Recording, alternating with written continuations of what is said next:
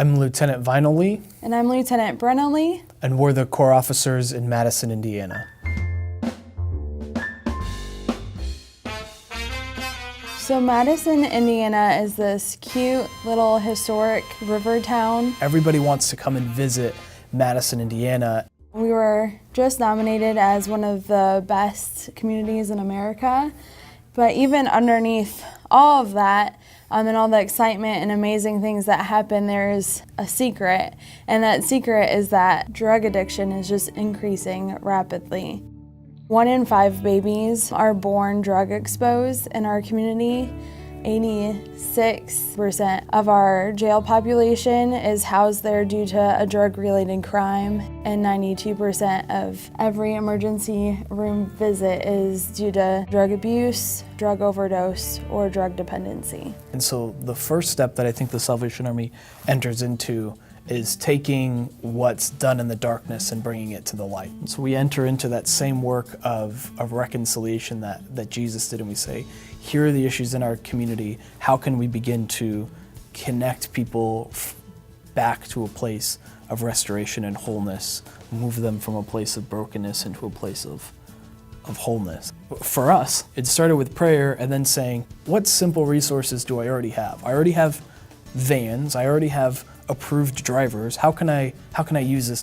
In addition to that, I think a big part of the Salvation Army's role is to address the idea that we can do it on our own. It takes a whole community to work together to try to solve this issue. And so what we've been able to do as the Salvation Army is connect key stakeholders where they need to be. We're working with different churches and agencies, the hospital, the police chief, and we're just brainstorming ways that we can tackle this issue and just to really invest in the families that are affected by drug addiction. I think the Salvation Army steps in and it really holds tight to its name of community center and becomes a place where everybody can come.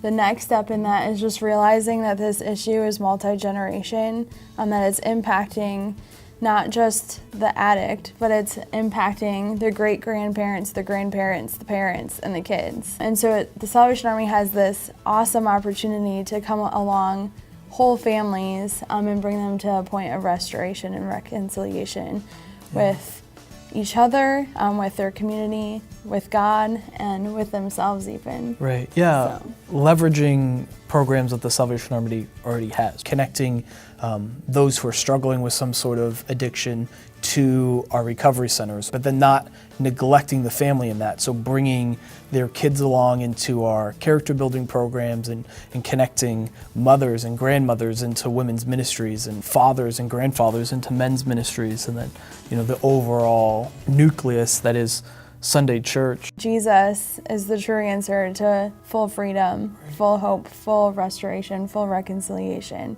The very act of Jesus reconciling himself to us, for us, by himself, for himself, through himself. It's the only source. It's the only mechanism we have to see communities transformed. We're dealing with broken people in a broken system doing broken things. And so the ministry of reconciliation shows up and says, we see you as people with dignity and value and worth declared by someone who has way more authority than I do.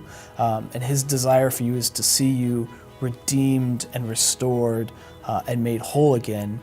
I know a lot of our kids, they live pretty broken lives, and it's because of their parents' decisions and their addiction. But I do have hope that one day they will be restored and they will be free, and that ultimately they'll find their hope in Jesus. Yeah.